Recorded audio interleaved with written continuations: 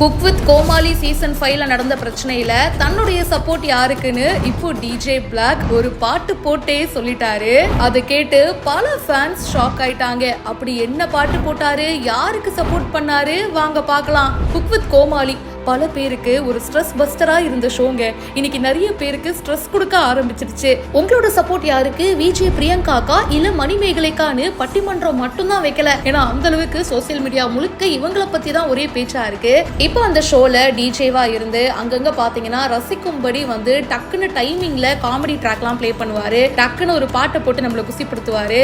So DJ black அவர் தான் இப்போ அவரோட சோசியல் மீடியா பேஜ்ல நான் எதுக்குங்க வீடியோலாம் போட்டுக்கிட்டு ஒரு பாட்டே போட்டு என்னுடைய சப்போர்ட் யாருக்குன்னு சொல்லிடுறேன் அப்படின்னு ஷேர் பண்ணிருக்காரு. லிங்கா படத்துல ரஜினி சார் எல்லாரும் நீங்க தான் தப்பு அப்படின்னு சொல்லுவாங்க. அப்போ ஒரு பாட்டு வரும் தெரியுமா, உண்மை ஒரு நாள் வெல்லும் அப்படின்னு சொல்லி ரஹ்மான் சாரோட மியூசிக்ல அந்த பாட்டு தாங்க. அந்த பாட்டை பிளே பண்ணி தன்னுடைய சப்போர்ட் அக்காக்கு தாண்டா அப்படின்றத சொல்லாம சொல்லிருக்காரு. ஆனா அது எந்த அக்கா அப்படின்றத நீங்களே சொல்லுங்க.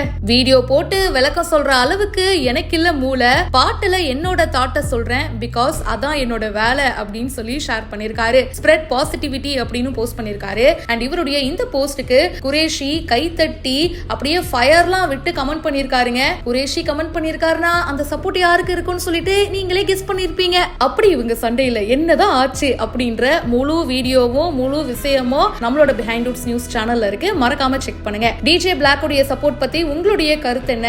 விஜய் டிவி ஆர்டிஸ்ட் சில பேரு சொல்லி வச்ச மாதிரியே அவங்களுக்கு சப்போர்ட் பண்றாங்களே, அதுக்கு என்ன ரீசன் நினைக்கிறீங்க? கமெண்ட் பாக்ஸ்ல மறக்காம பிரியா என் கூட ஷேர் பண்ணுங்க. மேலும் பல இன்ட்ரெஸ்டிங்கான விஷயங்களுக்கு இப்பவே ஃபாலோ பண்ணுங்க.